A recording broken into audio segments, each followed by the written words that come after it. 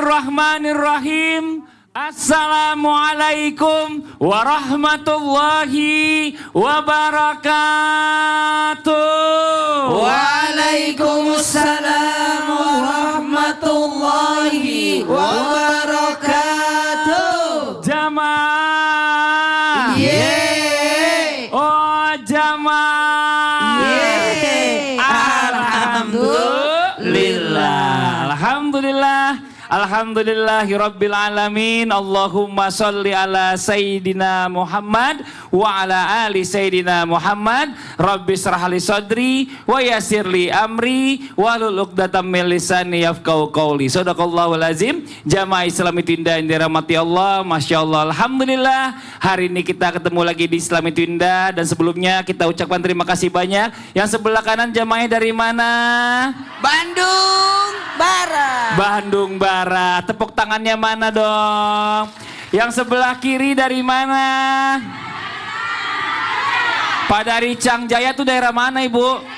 Serang, Banten. Mana tepuk tangannya dong buat semuanya. Terima kasih banyak udah mampir ke studio Islam itu Indah, dan terima kasih banyak juga buat jamaah Islam itu Indah yang di rumah yang dirahmati Allah, yang selalu setia menyaksikan Islam itu Indah. Sebelumnya mau tanya nih Bu, lagi banyak berseliweran di sosial media tentang nikah siri.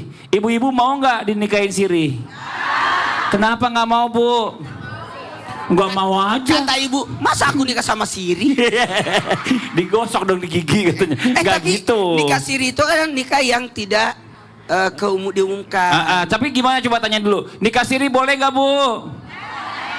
Ada yang nggak boleh, ada yang boleh. Saya setuju. Kenapa begitu? Nikah itu kan harus diumumin. Oh Ngapain? iya. Kan takutnya jadi fitnah. Nah ini banyak orang juga banyak salah pendapat juga tentang ada yang namanya nikah siri. Walaupun memang diperbolehkan, tapi ternyata banyak juga kerugian-kerugian yang didapatkan oleh para wanita terutama. Yang dirugikan adalah wanita. Nikah siri. Tapi untungnya di Indonesia kan tidak di... Nah, ada yang nanya gini Ustadz Maulana, kalau seandainya nikah plus belum mapan boleh nggak nikah siri dulu? Ntar kalau udah mapan baru nikah beneran. Kan belum mapan. Banyak pertanyaan-pertanyaan tentang nikah ya. Pertanyaannya, tapi sebenarnya boleh atau enggak? Ini orang yang nikahin siri ini sebenarnya cinta apa enggak sih? Kok cuma sirih doang gitu ya kan? Banget pertanyaannya. Ya. Memang hari ini kita mau tema apa sih? Temanya adalah terlanjur nikah gara-gara ini. Harus apa? Nah, ini dia. Dan buat jamaah Islam itu yang di rumah juga, ya mungkin harus siapkan catatannya. Mungkin nanti bisa dikasih tahu sama tetangga, mungkin juga anak-anaknya, biar paham juga. Makanya nonton dari awal sampai dengan akhir, biar gak kepotong-potong. Sebelum kita lanjut, kita lihat dulu sebuah video tayangan. Ini apa video tuh? tayangannya Tentang apa, jasa Ustadz? nikah siri emang boleh. Kita lihat. Ada jasanya. Coba kita lihat ini dia tayangannya nih. Nah ini dia ya. Ada orang yang sekarang jasa nikah sirih Bunda. Ih, kok ada sekarang? Makanya Dulu kan macam-macam. Ini makanya nih dunia ini makin tua, yang hal-hal yang biasanya nggak ada tiba-tiba jadi nongol. Atau mungkin juga sebenarnya udah ada dari dulu, kita nggak tahu juga karena zaman sekarang sosial media. Benar. Semuanya jadi kelihatan. Nah di dalam Islam kan kalau kita bicara masalah tentang pernikahan itu kan sebenarnya salah satu niatnya adalah untuk menghindari yang namanya perzinahan. Bener ya Bunda ya? Tapi ini Masya Allah luar biasa. Banyak Bunda nih cowok yang ngakunya bujangan, terus dia nikah siri, sebenarnya di rumah udah punya istri. Nah pertanyaannya, hukumnya seperti apa nih pernikahan seperti ini? Bukannya nikah siri ini juga, atau mungkin pernikahan ini juga sebenarnya mungkin buat nutup-nutupin statusnya supaya lebih dipermudah. Mohon izin menjelasannya Bunda. Tepuk tangan buat Bunda Tuti. Mohon izin guru kami Ustadz Maulana dan Ustadz Syam dan guru-guru kami dimanapun berada. Subhanallah. Bismillahirrahmanirrahim. Assalamualaikum warahmatullahi wabarakatuh. Waalaikumsalam warahmatullahi wabarakatuh. Alhamdulillah, pagi hari ini kita sudah dimulai dengan materi yang betul-betul menggugah perasaan kita, hati kita. Masya Allah, ini adalah merupakan tema yang lagi bergejolak di negara kita ya, terutama. Bunda yang tercinta, ayahanda yang mulia, pada dasarnya nikah itu adalah tujuannya untuk ibadah. Ingat bahwa pernikahan itu adalah merupakan takdir dari Allah Subhanahu wa taala. Kita tidak ada yang tahu akan menikah dengan siapa, nikahnya dengan cara bagaimana. Jadi kalau sekarang ada jasa nikah siri, ada dua sisi. Pertama itu menolong orang, menolong hamba Allah yang niatnya ibadah untuk menghindari pernikahan atau untuk menghindari perzinahan. Maka dengan nikah sirilah itu jalan menuju ridho Allah. Yang kedua, nikah siri itu adalah merupakan pernikahan memang yang tidak diakui oleh negara. Kenapa? Kalau nikah siri itu memang akan merugikan pihak wanita. Terutama kalau memang yang memiliki keturunan, bagaimana ke depannya membuat akte kelahiran, kan itu akan mempersulit. Kalau ada anak itu mau sekolah, persyaratannya kan apa? Akte kan pastinya. Nah, kalau nikah siri ada nggak tertulis secara legal, baik secara agama maupun hukum negara? Secara agama benar, dibenarkan, disahkan kalau memang ketika pernikahan itu rukun daripada menikah ada semua, ya, ada pengantinnya, ada calon pengantin, ada walinya, ada saksinya, ada yang menikahkan. Tetapi kalau misalkan menjadi masalah ke depannya, ya lebih baik dihindari, walaupun ada jasanya gitu. Oh gitu. Iya, karena kan mungkin itu lebih kepada merugikan salah satu pihak. Benar. Apalagi untuk menutupi status. Oh, itu yang nggak boleh. Itu ya, Iya. kalau misalkan nikahnya sudah ini terjadi, ya itu. Kalau bicara sah-sah sebenarnya sah-sah aja nikah Sah-sah ya. aja. Sah aja Iya. boleh gitu. Cuma kalau seandainya ada yang dirugikan akhirnya sayang Itu, ya maksudnya. sebetulnya agama tuh memang untuk memudahkan agar mendekatkan diri kepada Allah. Masya Tapi Allah. kalau niatnya tidak baik ya, jadi Masya Allah, dosa lagi jadi saya. mudaratnya malah banyak. Iya, Makasih baik. banyak Bunda, tepuk tangan Sama-sama. buat Bunda Tuti. Jamaah. Yeay. Pernah mungkin ngelihat orang yang hamil duluan ya Bu ya? Banyak, banyak Bu, Masya Allah luar biasa. Jangan banyak-banyak juga Bu, kalau bisa dikit aja. Nah ini banyak yang bingung. Nah pada saat nih perempuan hamil, baiknya dinikahinya kapan? Apakah saat dia hamil dinikahi, walaupun udah hamil, atau menunggu lahirnya anaknya dulu baru dinikahi? Atau sebelum perutnya, atau mungkin udah perutnya udah kecil lagi gitu. Nah coba kita tanya sama Ustadz Syam. Mohon izin Ustadz Syam, tepuk tangan buat Ustadz Syam.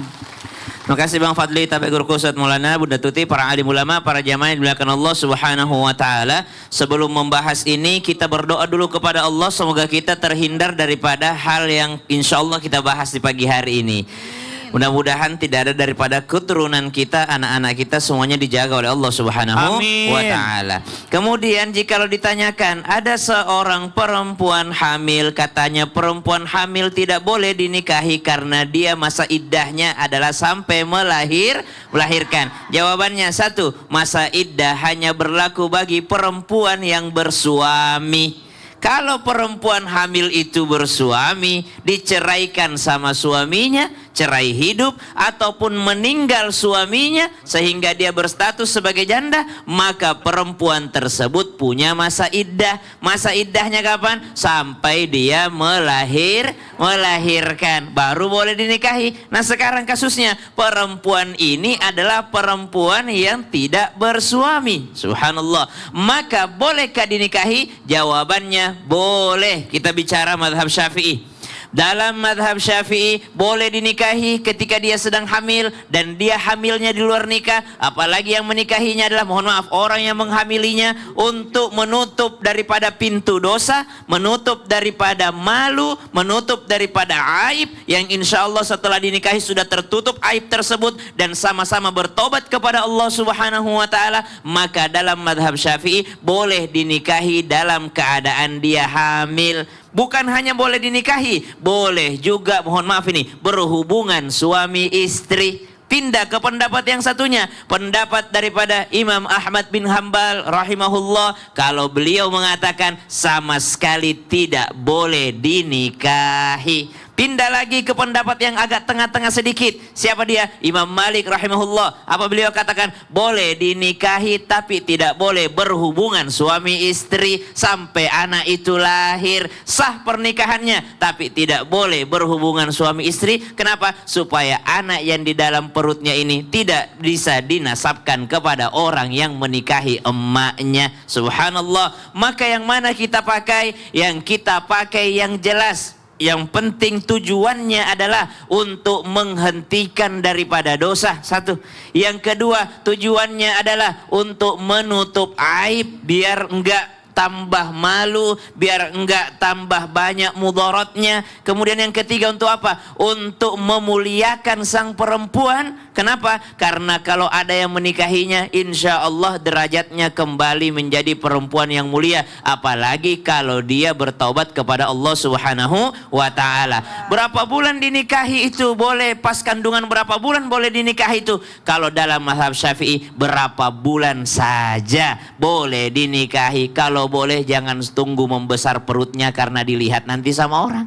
Kalau kita melihat hukum, seluruh ulama kita semuanya mempertimbangkan kebaikan. Tinggal bagaimana kita melihatnya ini, tujuannya untuk apa? Tujuannya untuk memuliakan sang perempuan. Tujuannya untuk menutup aib daripada sang perempuan tadi. Menutup aib daripada dalam keluarga tersebut. Jadi jangan dipersulit ketika ada pernikahan, tapi bukan juga mempermudah. Oh kalau begitu zina aja, gampang kan, habis itu bisa nikah. Oh ini juga haram hukumnya. Tetap perzinahan itu adalah haram, tapi tidak boleh juga kita mengatakan mereka tidak boleh dinikahi segala macam. Kalau ada dosa, kita tujuannya adalah menghentikan dan menutup aib tersebut. Bertobat Masya Allah. Dan lebih bagusnya lagi ya, kalau bisa nanti aja setelah menikah. Nah itu baru bagus. Siap. Ya makasih banyak Ustadz Syam. Tepuk tangan buat Ustadz Syam. Coba kita panggil Ustadz Maulana. Ustadz Maulana izin. Iya. Gimana kalau ada perempuan nih ya? Ada perempuan. Dia dijodohin sama orang tuanya. Dijodohin sama orang tuanya. Karena itu hukumnya kan kalau misalnya dijodohin boleh-boleh aja sebenarnya. Tapi orang tuanya itu ngejodohin karena menganggap wah di calon menantu saya soalnya orang kaya. Terus ada lagi bilang soalnya saya nggak enak. Aku hutang budi sama dia. Nah itu gimana itu? Dengerin. Nah. Buat semuanya orang tua dimanapun berada. Iya. Jangan kemana-mana ya. Kita akan bahas setelah yang satu ini. Oh gitu, kira mau dibahas sekarang. Ya udah, yang di rumah jangan kemana-mana dulu ya. Nanti kita lanjutkan lagi pembahasan kita tentang tema yang luar biasa ini. Kalau udah terlanjur harus apa? Tetap di Islam itu Indah. Jamaah, oh jamaah, alhamdulillah.